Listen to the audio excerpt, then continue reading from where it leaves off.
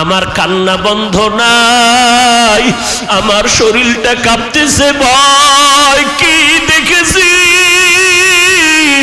দুনিয়ার গরম সহ্য করতে পারি না, জাহান্নামের আগুন কেমনে সহ্য করব। আর আমার কান্না বন্ধ হয় না। জাহান্নামের ফেরেশতারা যখন জাহান্নামের দিকে রওয়ানা, আমার চোখে পানি আর কান্নার আওয়াজ। জাহান্নামের দিকে রওয়ানা, যখন আমাকে হ্যান্ডকাপ লাগাইয়া জাহান্নামের ফেরেশতারা জাহান্নামের প্রথম দরওয়াজায় দাঁড়ায় গেল, ভেতরে আগুনের মধ্যে ফেলবে। আমি জান্নাত জাহান্নামের প্রথম দরজা খোলার পরে দেখি আমার জীবনের প্রথম কন্যা জাহান্নামের দরজায় দাঁড়াইয়া হাত এভাবে দিয়ে কয়, ফেরেশতারা খবরদার আমার বাবারে জাহান্নামে নিতে দিব না, কারণ আমার বাবা আমাদের লালন পালন করতে কষ্ট কম করে নাই, আমার বাবারে জাহান্নামে নিবি না, আমাকে জাহান্নামে দাও, বাবারে জাহান্নামে নিতে দিব না। আল্লাহর বান্দা বলে, মেয়েটার কান্নার কারণে ফেরেশতারা দ্বিতীয় জাহান্নামের দরজায় চলে গেল। জাহান্নামের দ্বিতীয় দরজায় যাওয়ার পর ওখানের দরজা যখন খোলা হলো, ওখানেও তাকাইয়া দেখি আগুন, আমাকে জাহান্নামের আগুনে ফেলবে। হঠাৎ করে নজর করে দেখলাম আমার দ্বিতীয় কন্যা সন্তানটা জাহান্নামের দ্বিতীয় দরজায় দাঁড়াইয়া হাউমাউ করে কান্না করে আর বলে, খবরদার আমার বাবারে জাহান্নামে নিতে দিব না, আমাকে জাহান্নামে নিয়ে যাও। আল্লাহর বান্দা বলে, ওখানেও দিতে পারলো না। তৃতীয় দরজায় যখন গেল, ওখানে গিয়েও দেখি আমার 3 নাম্বার কন্যাটা কান্না করে, বাবারে জাহান্নামে ঢুকতে দিব না, কারণ আমার বাবা কত কষ্ট করেছেন আমাদের জন্য, কত রাত্র ঘুমাইতে পারেন না, খানা খাইতে পারেন না, কত ঈদের দিন গেছে ভালো পোশাক দিতে পারেন না, এরপর আমার বাবা কষ্ট করি আমাদেরকে হাসি ফুটাইতেন, আমার বাবারে কষ্ট দেওয়া সম্ভব না, আমাকে জাহান্নামে দাও, আমার বাবারে দিতে দিব না। আল্লাহর বান্দা বলে, এরপরে চতুর্থ দরজায় গেল, ওখানেও দেখি আমার চতুর্থ মেয়েটা দাঁড়ানো, ওখান থেকে ফিরাইয়া পঞ্চম দরওয়াজায় গেল, ওখানেও দেখি আমার পঞ্চম সন্তান দাঁড়ানো। ষষ্ঠ দরওয়াজায় যখন নেওয়া হয়, ওখানে দেখি আমার ষষ্ঠ মেয়েটা দাঁড়ানো, মেয়েটা কান্না করে, আমার বাবারে জাহান্নামে নিতে দিব না।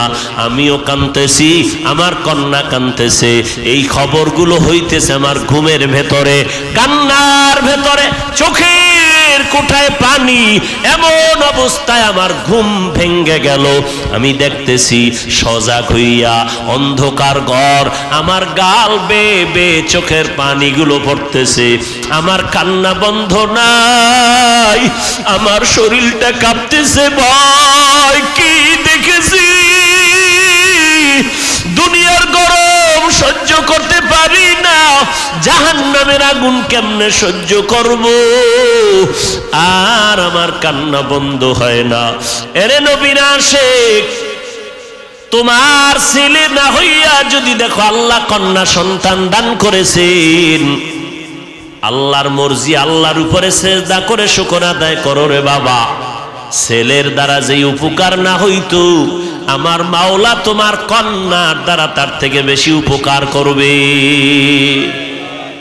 এই বাবারা, তোমাকে লাজ লজ্জা কবে হবে জানি না, একটু চিন্তা করিও। আজকে তোমার ঘরে একটা মেয়ে, 5টা ছেলে, বাবার জন্য কলিজা দিয়া মোহাব্বত কে করে বলেন তো?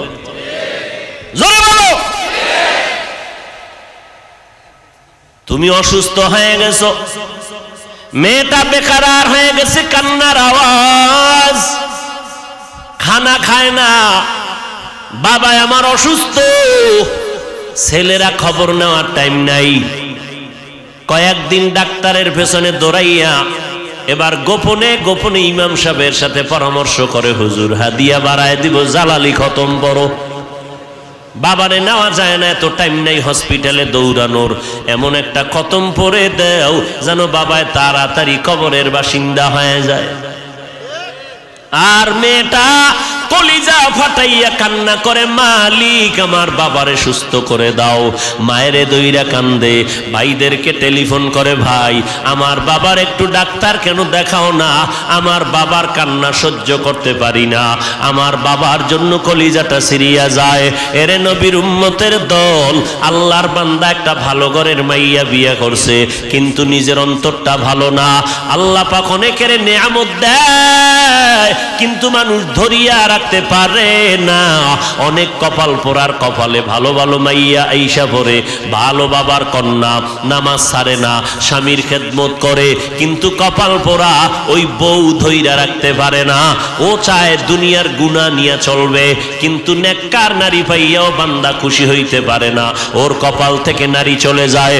ও এলাকার মুসলমান, এক আল্লাহর বান্দা নিয়ত কইরা বিয়া করলো, মাইয়া পাইছে ভালো বাবার সন্তান, ঘরে আসার পর 1 বছর 2 বছর দুইটা কন্যার মালিক হয়ে গেল, আবার কন্যা, আবার কন্যা, এভাবে কন্যা। ওই লোকটা চায় একটা ছেলে, 2টা ছেলে, আমার ঐতিহ্য ধরে রাখবে কে, আমার এই ব্যবসা বাণিজ্যকে ধরে রাখবে। মনে মনে চায় আমার ছেলে দরকার অনেক, কিন্তু একটা ছেলেও নাই। আল্লাহর মর্জি, আল্লাহ কন্যা দেয় 1 2 3 4, এভাবে হতে হতে 6টা কন্যা সন্তানের বাবা হয়ে গেল এই বান্দা। এবার মাথা পুরা গরম, গরম হতে হতে এক পর্যায়ে গরম হইয়া কয়, ও আমার স্ত্রী, 7ম যদি সন্তান হয়, ছেলে যদি না হয়, গাত্তি রেডি কর, বাবার বাড়ি তালাক দিয়া বাড়ি ফিরাইয়া দিব, আর তোরে নিয়ে ঘর করব না। কন্যা সন্তান আমি চাই না, আমি চাই ছেলে, কন্যা দরকার নাই। আল্লাহর বান্দি স্বামীর সাথে কখনো তর্কে জড়ায় না, কারণ স্বামীর পদতলে স্ত্রীর জন্য আল্লাহর রহমত বর্ষিত।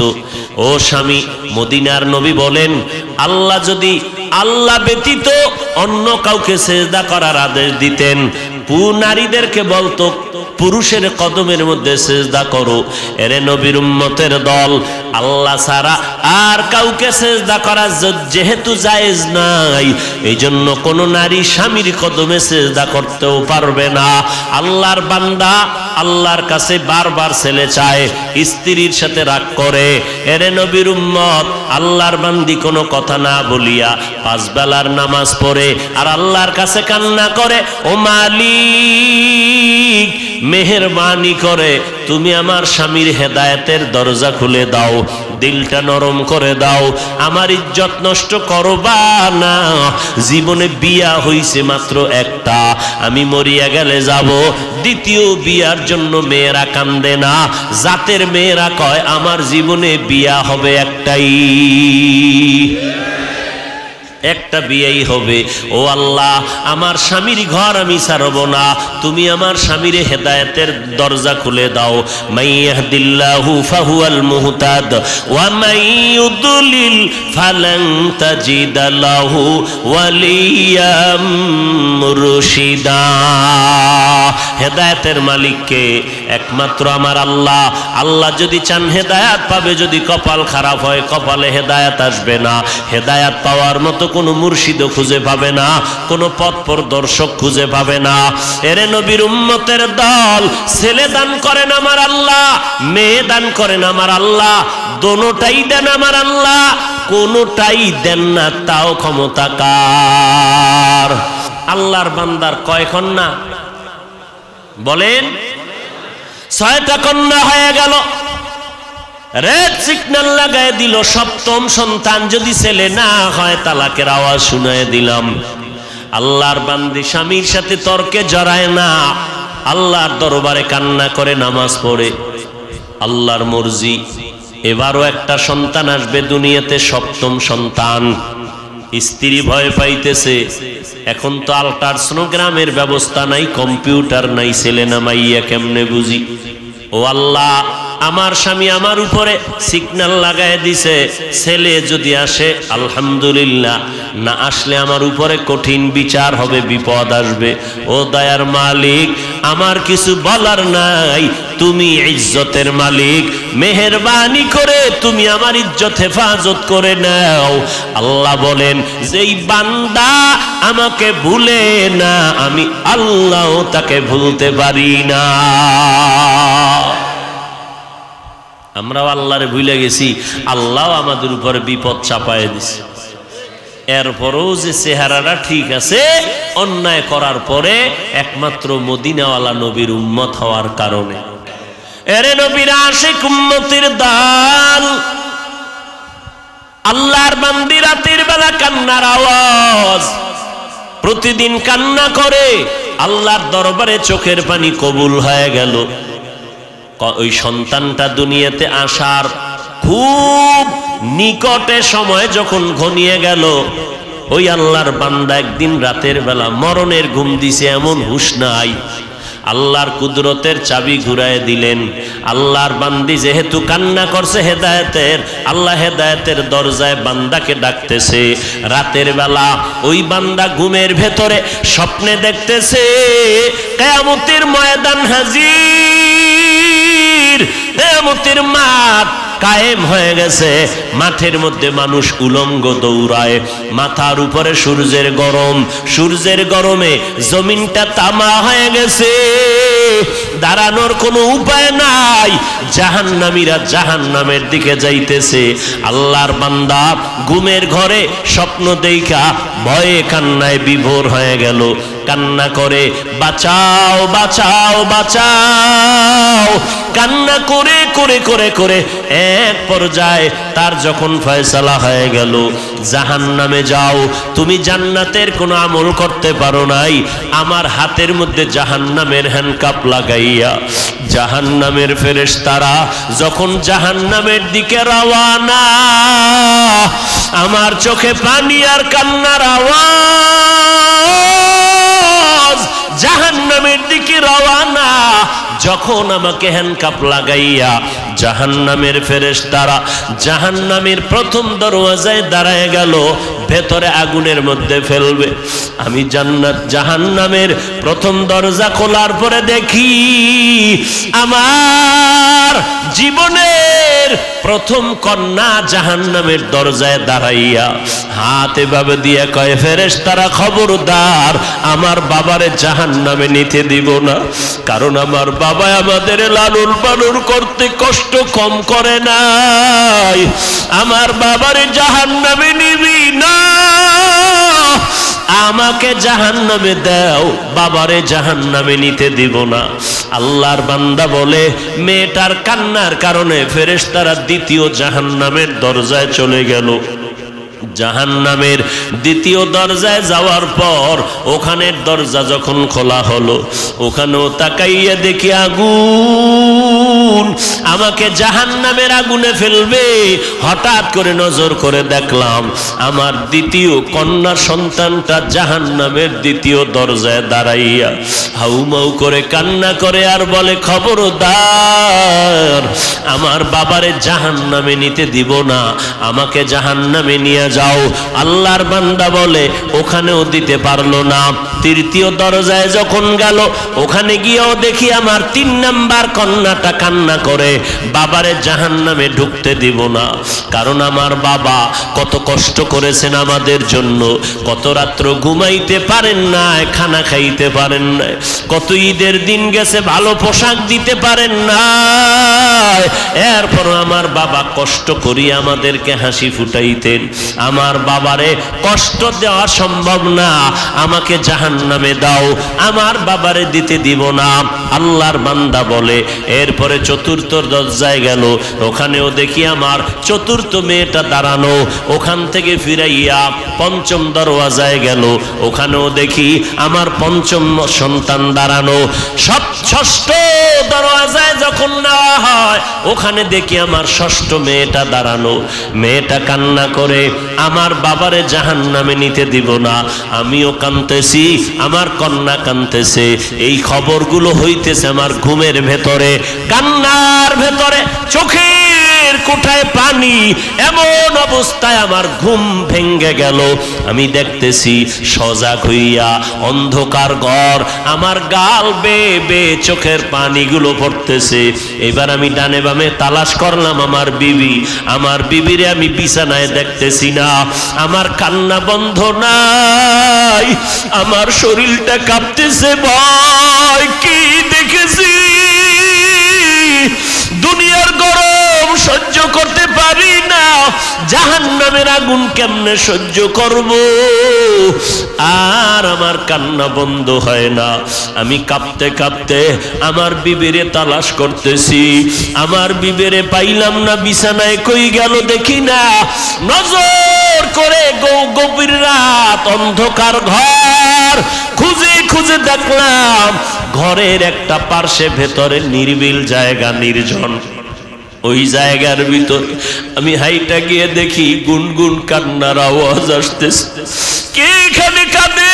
কান লাগায় দেখি আমার বিবির কান্নার আওয়াজ।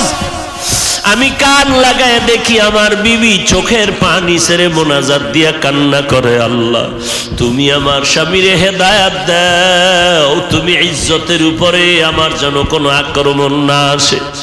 আল্লাহর বান্দা বলে, বিবির কান্না দেখার পর আমি সহ্য করতে পারি না, বিবির হাত ধরে বলি, আর কাঁদিও না রে বিবি,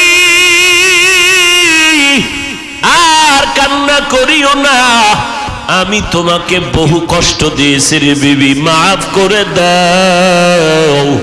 আমি বুঝতে পারি নাই। আল্লাহর কাছে দোয়া করি আমার আর একটাও যেন কন্যা হয়, কারণ আমার 7টা কন্যা যদি হয় 7টা জাহান্নামের দরজা থেকে আমি বেঁচে যাব। ও বিবি, আমাকে মাফ করে দাও, আমি আর তোমারে কোনো খারাপ কথা বলবো না। এরে এলাকার মুসলমান পর্দার আড়ালের মা বোনেরা, ও বৃদ্ধ বাবাজি, আল্লাহর কাছে এমন সন্তানের জন্য দোয়া করা দরকার। আল্লাহ সন্তান যদি দাও, নেককার সন্তান দিও, এমন সন্তান যেন না পাই যেই সন্তানের কারণে মা বাবার ইজ্জত নষ্ট হবে, মা বাবা সমাজে মুখ দেখাইতে পারবে না। ও আল্লাহ, তুমি কন্যা দাও আলহামদুলিল্লাহ, তুমি ছেলে দিল আলহামদুলিল্লাহ, তবে আদর্শওয়ালা নেক আমলওয়ালা ভালো সন্তান তুমি দিও। যেই সন্তান কন্ট্রোলে আসবে না ওই সন্তান আমরা চাই না। এই জন্য মদিনার নবী বয়ান করে বললেন, ও কিয়ামত পর্যন্ত উম্মতের দলেরা, তোমাদের যদি সন্তান হয় 7 বছর যখন হবে, নামাজের দাওয়াত দাও, নামাজের বয়ান তালিম দিয়া নামাজের মুসাল্লায় দাঁড় করায়া দাও, আস্তে আস্তে বুঝাও, কারণ ছোট থেকে যদি লাইনে না নাও তাহলে বড় হলে আর পারবা না। 7 বছরে তালিম দাও, দাওয়াত দাও, যখন সন্তানের বয়স 10 বছরে চলে যাবে তখন তুমি শাসন করিয়া লাগলেও নামাজের মুসাল্লায় দাঁড় করাও। ও আল্লাহর বান্দারা, এই জন্য অনেক বাবারা রিক্সা চালাইয়া খায়, সন্তানটারে 5, 6, 7 বছরে মাদ্রাসায় দিয়ে দিছে। হুজুরেরা কষ্ট করিয়া ছাত্রটারে লেখাপড়া শিখায়, কোরআন পড়ায়, হেফজখানায় পড়ায়। এখন যদি কোনো মাওলানা, কোনো আলেম বলে হেফজখানায় সন্তান দিলে প্রতিবন্ধী হয়ে যাবে, এই সন্তান দিয়া লাভ নাই। বুঝে নাও ওই আলেমের অন্তর বড় খারাপ। এরে নবীর উম্মতের দল, হেফজখানার সন্তান, আমাদের মাদ্রাসা নুরানি মক্তবের সন্তানেরা ছোটবেলার থেকে আদব শিক্ষা আসছি, নুরানি মাদ্রাসায় পড়লাম, পাগড়ি বান্দার অভ্যাস ছোটবেলার থেকে করছি বিদায় এখনো পাগড়ি বান্ধি। ওই সময় তাহাজ্জুদের অভ্যাস ওস্তাদেরা গড়ায় দিছেন, এখনো তাহাজ্জুদ পড়ি, কারণ ছোট থেকে যদি গড়িয়া না আসতাম এখন আর গড়ার কোনো সময় হতো না। এই জন্য অনেক বাবাদের দেখবেন হুজুরদের কাছে কান্না করে দোয়া চায়, হুজুর একটু দোয়া করেন, ছেলেটারে আর কন্ট্রোলে রাখতে পারি না, বয়স কত বলে 15 বছর, 18 বছর, 20 বছর, সন্তানটারে কন্ট্রোল করতে পারি না, মোবাইল নিয়ে দৌড়ায় যায়, পকেটের থেকে টাকা নেয়, নামাজ রোজার ভালাই নাই, মায়ের সাথে খারাপ আচরণ, বাবার সাথে খারাপ আচরণ, এলাকার মুরব্বীদের সাথে খারাপ আচরণ করে। হুজুর এখন কি করি? মদিনার নবী কয় কি করলে হবে না, কোনো তাবিজ লাগাইলে হবে না। মদিনার নবী 1500 বছর আগে যেই তাবিজ লাগায় দিলেন ওই তাবিজ ব্যবহার করো। 7 বছরে দাওয়াত দাও, 10 বছরে শাসন করা লাগলে করো, তারপরেও সন্তানের ছাড়িয়া দিও না। সময় হারাইয়া গেলে কানলেও কোনো লাভ হবে না। এরে নবীর উম্মতের দল, আমরা মাদ্রাসায় পড়েছি। ও যুবক, মনে মনে ভাবতেছো আজকে হুজুরদের কথা মতো যদি চলি, নবীর তরিকায় চলি, স্বাধীনতা থাকবে না, লেখাপড়ার স্বাধীনতা থাকবে না। ও নবীর আশেকের দল, আজকে আমিও যদি তোমার মতো চিন্তা করিয়া প্যান্ট শার্টটাই লাগাইয়া রাস্তায় চলতাম, কেউ আমারে বাধা দিত না। টুপিটা মাথায় দিলে মাথা গরম লাগে, কম বুঝি না, এরপরও কেন টুপি ফালাই না? দাড়িটা লম্বা করার কারণে যৌবনের ভাব চলে যায়, এরপরও কেন দাড়ি ফালাই না? লম্বা জামা পরার কারণে শরীর গরম লাগে, তারপরও কেন ফালাই না? কওমি মাদ্রাসায় লেখাপড়া করেছি, যেখানে পড়লে কোনো চাকরি নাই, এরপরও কেন ওই রাস্তা ছাড়ি না? তাবলিগের পথ কেন ছাড়ি না? দাওবন্দীদের পথটা কেন ছাড়ি না? এরে নবীর উম্মতের দল, চিন্তা ভাবনা করে দেখলাম আল্লাহর কোরআন সত্য, নবীর কথা সত্য। আরো দেখলাম কি জানো, নবীর তরিকা মতো চলতে গেলে যারা কয় স্বাধীনতা থাকে না, আমরা দেখলাম আমাদের স্বাধীনতা তো নষ্ট হয় নাই। নবীর তরিকা সারা যারা, এরাও যেমন 3 বেলা খায়, আমরা নবীর তরিকা ওয়ালারাও তো 3 বেলা খাই, আরো ভালো খাই, বেশি খাই। নবীর তরিকা যারা বাদ দিল, এরাও যেমন ব্যবসা চাকরি করে, আমরাও তো ব্যবসা চাকরি করার সুযোগ আছে। ও আল্লাহর বান্দা, যারা স্কুল কলেজে পড়তেছি, এরাও লেখাপড়ার স্বাধীনতা নিয়া, আমরাও তো স্বাধীনভাবে চলি। ওই যারা নবীর তরিকা মানে না, দেশ বিদেশ সফর করে, আমরাও তো দেশ বিদেশ সফর করি, তো আমাদের তো সম্মানও কমে নাই, স্বাধীনতাও নষ্ট হয় নাই। আর পরকালের চিন্তা করে দেখলাম, আজকে আমি চেয়ারে বসিয়া বয়ান করি, এই ময়দানে হাজার লাখো মানুষ, এই মানুষগুলো বয়ান শুনতেছে। আজ আমি বক্তা, আপনারা সবাই শ্রোতা, আমার কত দাম। কিন্তু চিন্তা ভাবনা করে দেখলাম, যেদিন সাদা কাফনের প্যাকেট রেডি হয়ে যাবে, আজরাইল ঈসা বাঁশিতে সিগন্যাল দিয়ে আমার প্রাণ নিয়ে যাবে, ওই সাদা কাফনে যেদিন ঢুকবো, ওই দিন দেখা যাবে কেউ আমার পাশে নাই। আমার আত্মীয়, আমার রক্তের লোকেরা আমার গেঞ্জিটারে বেলেট দিয়ে কেটে রেখে দিবে। 3টা সাদা কাপনের প্যাকেট বানাইয়া ওই মাটির গর্ভে কবরে রাখিয়া সবাই চলে যাবে। ওখানে আমার এত ভক্তবৃন্দ কেউ যাবে না, ওই কবরে কেউ আমার সঙ্গে থাকবে না, ওই কবরে একটা বাতিও কেউ দিবে না, টেলিফোনের ব্যবস্থাও হবে না। ওই কবরে যাওয়ার পরে মদিনার নবী বলেন, তুমি পীর নাকি মুরিদ, তুমি ধনী না গরিব, আলেম না মূর্খ, ফেরেশতারা জানতে চাইবে না। ফেরেশতাদের প্রশ্ন হবে 3টা, রবের পরিচয় দাও, ধর্মের পরিচয় দাও, রাহমাতুল লিল আলামিনের পরিচয় দাও। নবী বলেন, যারা জবাব দিতে পারবে তাদের কবর হবে রওজাতুম মির রিয়াজিল জান্নাহ, যারা দিতে পারবে না তাদের কবর হবে হুফরাতুম মিন হুফারিন নার। ওই অন্ধকার কবরে দুনিয়ার থেকে যারা রবের গোলাম হয়ে যাবে, তারা জবাব দিয়ে দিবে রব্বি আল্লাহ। যারা ইসলাম মেনে চলবে, কবরে গিয়া জবাব দিবে দীনি আল ইসলাম। যারা নবীর সুন্নতের আমল করে যাবে, নবীকে দেখা মাত্র চিনে ফেলবে, সাথে সাথে আমার আল্লাহ গাইবী আওয়াজ দিয়া বলবেন, ফেরেশতা 3.5 হাত কবর বড় একটা বালাখানা বানাও, জান্নাতের সাথে রাস্তা খুলে দাও, আমার বান্দা এখন জান্নাতের বিছানার মধ্যে আরামে ঘুমাবে। নবী বলেন, যারা রবের পরিচয়ের জবাব দিতে পারবে না, ধর্মের ব্যাপারে জবাব দিতে পারবে না, নবীর সুন্নতের আমল করে না, তো জবাব দিতে পারবে না। নবী বলেন, আল্লাহর ফেরেশতা যখন প্রশ্ন করবে, তখন গুনাহগার বেনামাজিরা বলবে, হা হা লা আদরি, আমি কি কিছুই জানি না, কিছুই জানি না। আল্লাহর নবী বলেন সাথে সাথে আমার আল্লাহ ডাইরেক্ট আওয়াজ দিয়া বলবেন কবরের ফেরেশতা, এই নাফরমানের আর সময় দিও না, আমি দুনিয়াতে কম সুযোগ দেই নাই। আমার দেওয়া পানি, বাতাস, সূর্যের আলো, চাঁদের আলো, নদীর মাছ, গাছের ফল, জমিনের ফসল খাইয়া এত বড় গাদ্দার আর নিমক হারাম একবারও আলহামদুলিল্লাহ বলে নাই।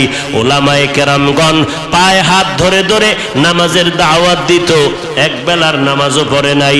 এখন আর দেরি না করে কবরের মধ্যে জাহান্নামের বিছানাটা দিয়া দাও, জাহান্নামের সাথে রাস্তা বানায় দাও। একটা না, দুইটা না, কবরে 99টা সাপ। আল্লাহর নবী বলেন আমার আল্লাহ কুদরতের আওয়াজ দিয়া বলবেন, ওরে কবরের মাটি, ওই গুনাহগারের দুই পার্শ্ব থেকে জোরে জোরে চাপ দাও। কবরের মাটি এত জোরে চাপ দিবে, চাপের কারণে পাজরের হাড়গুলো চুরমার হয়ে যাবে রে বাবা। এরে যুবক, একটা মশার কামড় সইতে পারো না, একটা বেতের বাড়ি সইতে পারো না, সূর্যের গরম সহ্য করতে পারো না রে বাবা।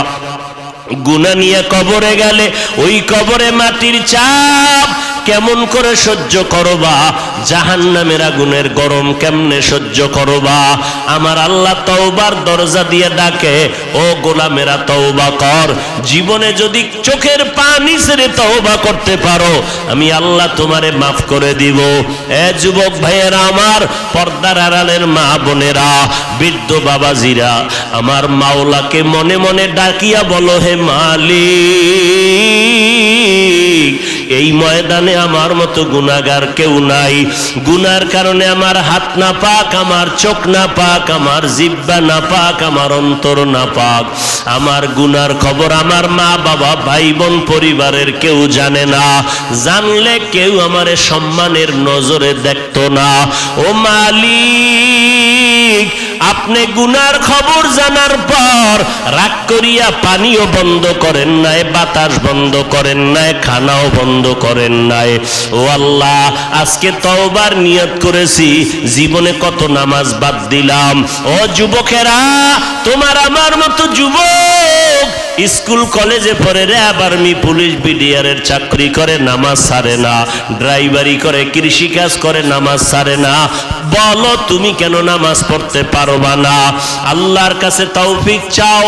ও আল্লাহ, আজকে থেকে তওবার নিয়ত করলাম, নামাজ বাদ দিব না, মা বাবার দোয়া নিয়ে চলবো, কষ্ট দিব না, ওলামায়ে কেরামের বিরোধিতা করে গুনাহগার হব না, আহলে হক ওলামাদের পরামর্শ নিয়ে চলবো, দেশ ও জাতির বিরুদ্ধে কোনো ষড়যন্ত্রে লিপ্ত হব না। ও দয়ার মাওলা, তুমি আমার তওবা কবুল করে নাও, তওবার উপরে চলার তৌফিক দান করো। তুমি যদি তৌফিক না দাও, আমি সঠিকভাবে টিকে থাকতে পারবো না, শয়তানের ধোঁকায় আমি পিছলে পড়ে যাব। ও আল্লাহ, খাঁটি অন্তরে তওবা করতেছি, আর নামাজ ছাড়বো না, দাড়ি কাটবো না, বেপরদায় চলবো না। ও যুবকেরা, আমার মাওলার কাছে তওবার নিয়ত করে ফেলো, দুনিয়াতে চিরদিন থাকা যাবে না। ওই অন্ধকার কবরে আমার নবীর কথা যদি সত্য মনে করো, গুনাহমুক্ত হইয়া কবরে যাও, আর আল্লাহর কাছে তওবার নিয়ত করে ফেলো। রিজিকের মালিক আল্লাহ, ইজ্জতের মালিক আল্লাহ, হায়াতের মালিক আমার আল্লাহ। আর কোনদিন গায়রুল্লাহর গোলামি করব না, আল্লাহর গোলামি, নবীর তরিকায় চলবো। তওবা করার যদি নিয়ত হয়, খাঁটি নিয়তে দুটো হাত আমার আল্লাহকে দেখাইয়া দাও।